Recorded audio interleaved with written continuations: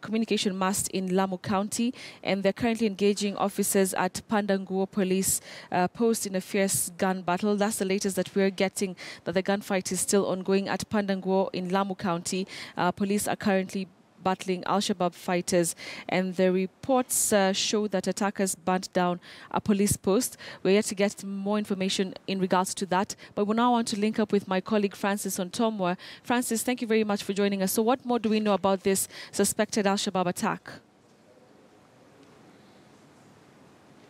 All right, so we'll be getting Francis Ontomwa in a few moments, but of course it's our developing story right now.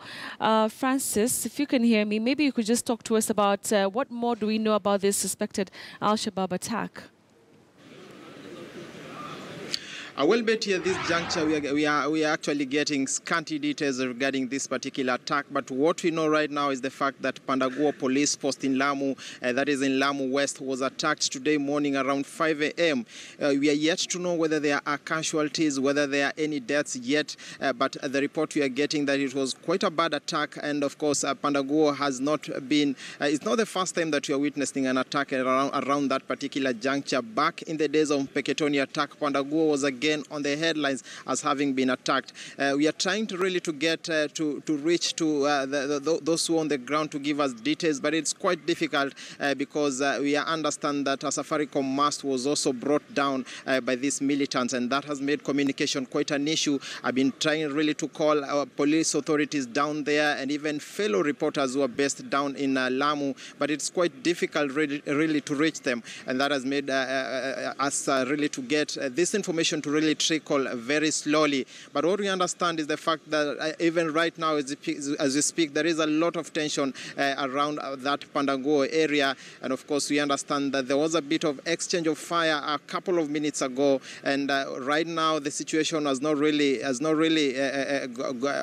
gotten any better, because we understand that police have been deployed to that location. We don't know actually whether they've taken control of that particular area, but the information that we are getting right now is that there is a bit of tension down there, and we understand that police authorities are planning also to give an update about this issue. But what we know right now is the fact that there was an attack at around 5 a.m. and we don't know yet whether there are casualties or whether there are any deaths yet.